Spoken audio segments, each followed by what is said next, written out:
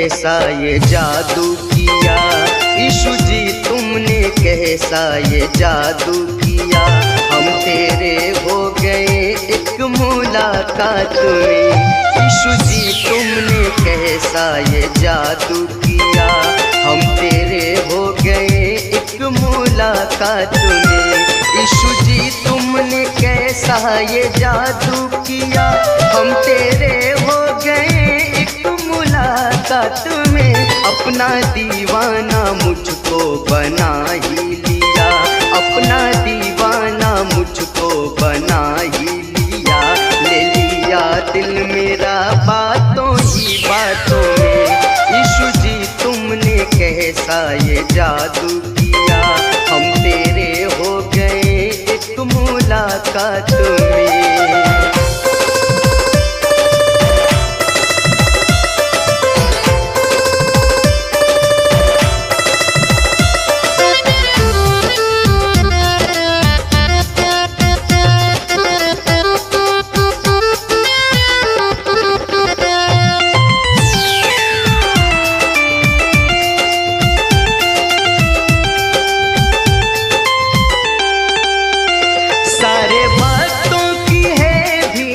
दरबार में हाथ फैलाए हम प्रभु के सामने,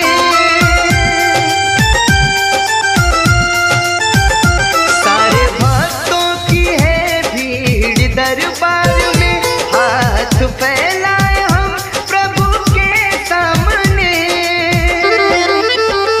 कह रहे हैं अभी आपके प्यार में, कह रहे हैं अभी आपके प्यार में।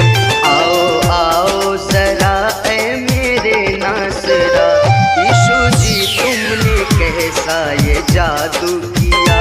हम तेरे हो गए एक मुलाकात में।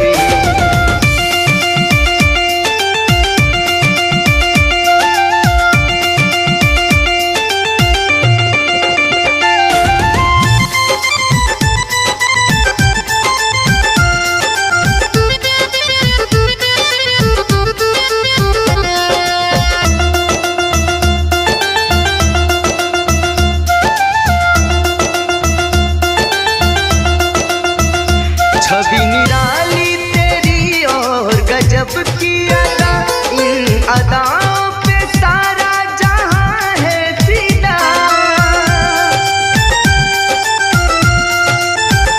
छवि निराली तेरी और गजब की अदा, इन अदाओं पे सारा जहां है फिदा।